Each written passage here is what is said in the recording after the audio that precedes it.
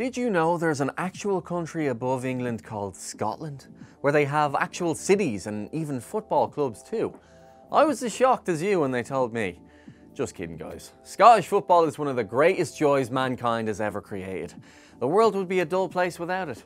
And in this edition of The Knowledge, we're investigating the club who have been ruling the roost in Scotland for what feels like forever. This is Celtic.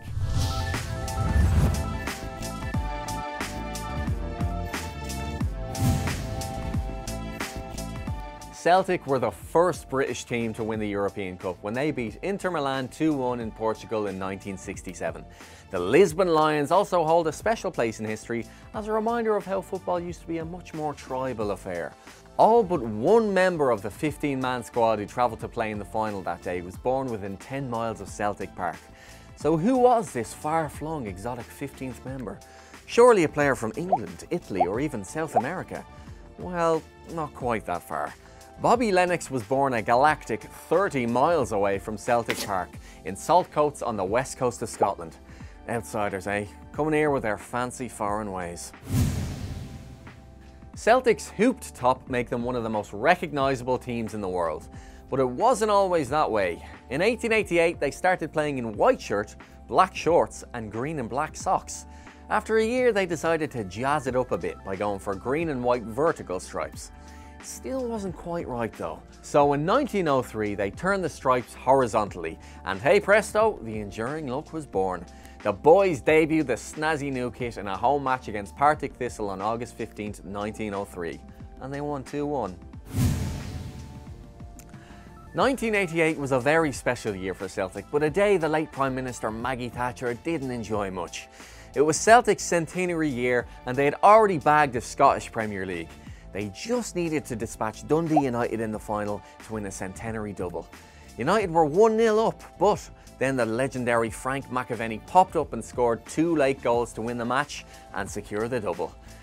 Mrs T was the guest of honour at the match, but as proceedings got underway, both sets of fans held up red cards in her direction and started singing, "You can shove your poll tax up your arse." Who says football rivalries can't be overcome, eh? Speaking of that kit, it led to Celtic holding a very peculiar record in British football.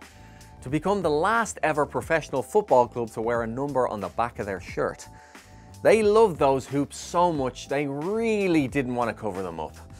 Numbers on shirts became common from 1945, but Celtic, preferring the clean look, resisted. In 1960, numbers were made compulsory and Celtic were the last club not to wear them, so they slapped them on the shorts far away from the lovely hoops. Celtic chairman Robert Kelly hated the idea of the hoops being covered up. They resisted until the 94-95 season when the Scottish FA insisted the numbers go on the back. Absolute spoilsports. Now, if you're ever stuck on a pub quiz question about football and don't know much about the beautiful game, here's some advice. Just answer Henrik Larsson. It worked for Tasha Smith on the TV show Pointless. Teaching assistant Tasha doesn't have a Scooby about football, so her Celtic-loving boyfriend advised her, if you get asked a question about football, just say Henrik Larsson. The question? Name a player who scored at Euro 2000. She went for it, got the pointless answer, and went home with a grand prize of £2,250. Henrik Larsson, a god in so many ways. Kenny Dalglish is a club legend. King Kenny scored 167 goals in 322 games for Celtic, but he has a dark secret. He was a big Rangers fan as a kid. He was brought up in Govan, the home of Ibrox Stadium, and when Celtic scouts came to his childhood home to sign him, there were Rangers pictures dotted around the house. But fair play to Kenny, looking back he said, "It didn't matter what club I supported, football was the most important thing." Not sure the fans would agree, but okay. Celtic have some pretty impressive records in football. Check out this lot and remember them for a pub quiz. They're the team with the longest unbeaten run in professional football, 69 games. They're the team with the most Scottish Cup wins at 39. And they're the first and only Scottish club to reach the European Cup final.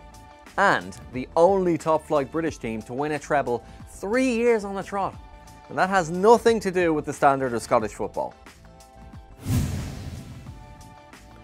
Celtic have a massive global following.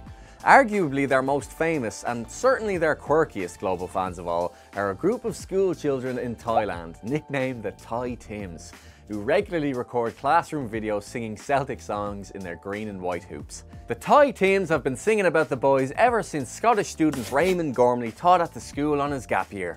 They've even performed at Celtic Park. Fair play. Shunsuke Nakamura will remain one of the greatest cult players to ever don a Celtic shirt. Naka scored possibly the best ever Champions League free kick for the Hoops when he slotted home against Manchester United in 2006, getting Celtic through to the last 16. He didn't speak much English, and because he was the Beckham of Japan, was followed slavishly around small Scottish towns by a hardcore group of Japanese sports journos for 4 years. Many years later, one of those journos revealed, "I miss St Mirren, Inverness, those tiny stadiums, but most of all, I miss the pies at Kilmarnock." Can't beat 'em. You can buy a lot of things in the Celtic shop, but hooped green and white condoms?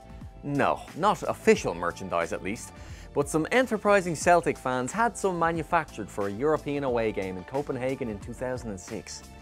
The Danish capital had been dubbed the European sex capital, and the boys wanted to be prepared if they had the opportunity to score away from home.